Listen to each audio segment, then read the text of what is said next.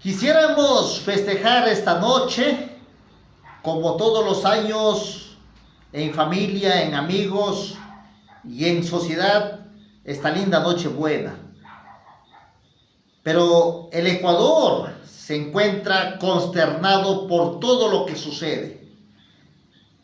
Y nosotros, como ecuatorianos de bien, debemos ser empáticos con los demás conciudadanos, que tristemente hoy estamos pagando las consecuencias por las malas decisiones de algunos ecuatorianos que confiaron en este joven presidente que hoy lo destruye absolutamente todo. Hace minutos acaban de hallar prácticamente un matadero en Taura, un lugar. Han encontrado muchos cadáveres incinerados y con signos de tortura. Así muestran la prensa nacional.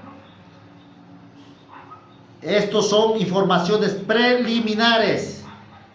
Esperemos que el gobierno pueda dar la cara y responder de todos estos macabros sucesos que hasta la fecha se encuentran más de 600 personas desaparecidas y nadie, absolutamente nadie, da las respuestas. Nosotros hemos denunciado todas las noches, todos los días, las desapariciones de cientos y de cientos de niños y de personas.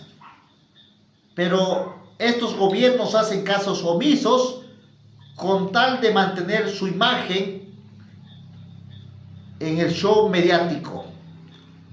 Lástima que tenemos que soportar estos tipos de gobiernos que fingen ser capitalistas pero les gusta vivir del Estado, que odian el socialismo pero consumen del socialismo.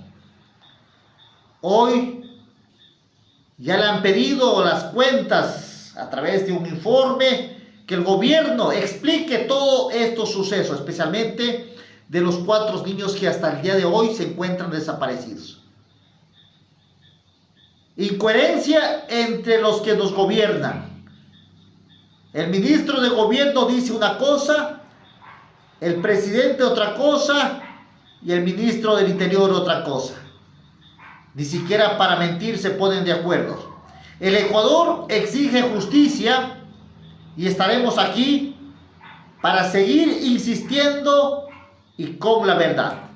No nos podemos callar ante la atrocidad de un gobierno que lo destruye absolutamente todo. Ecuatorianos.